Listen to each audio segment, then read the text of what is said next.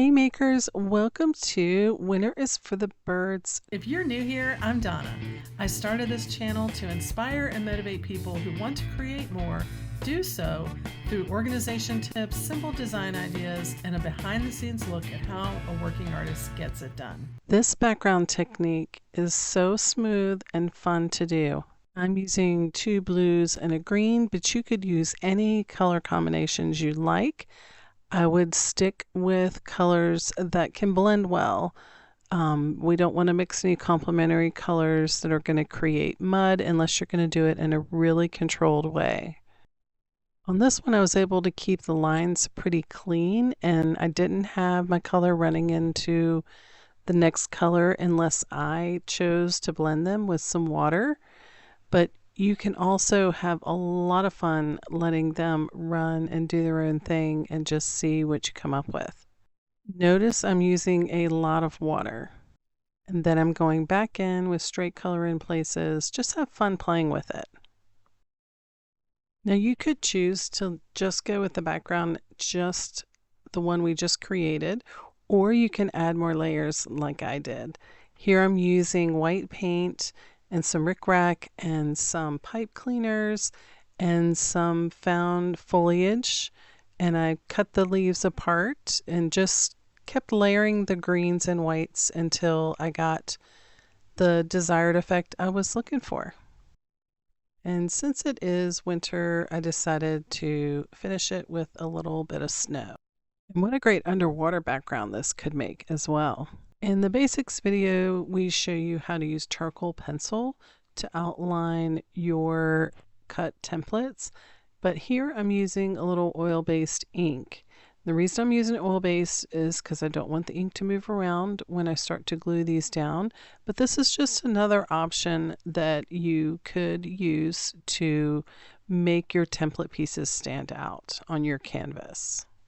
After getting your bird laid out how you would like on your canvas, just go ahead and glue it down in the decoupage technique that we always use, with glue on top, glue underneath, and glue in between each layer. You want to push those air bubbles out as you go and work fairly quickly. You'll have some working time if you need to adjust anything.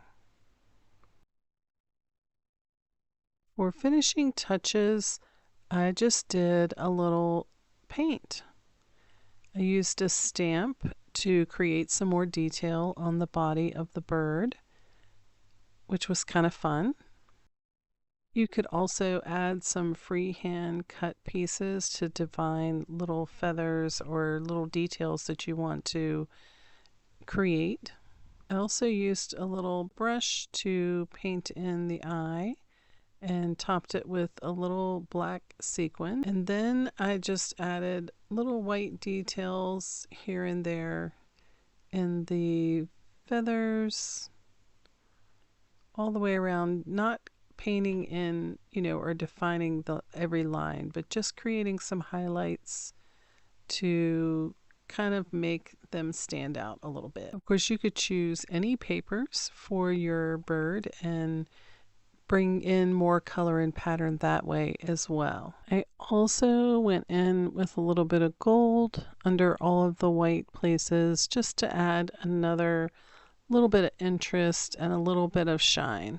Then I went in with the end of my brush and added a few little dots just to kind of vary the technique and give it a little bit of a different look, just to add another element.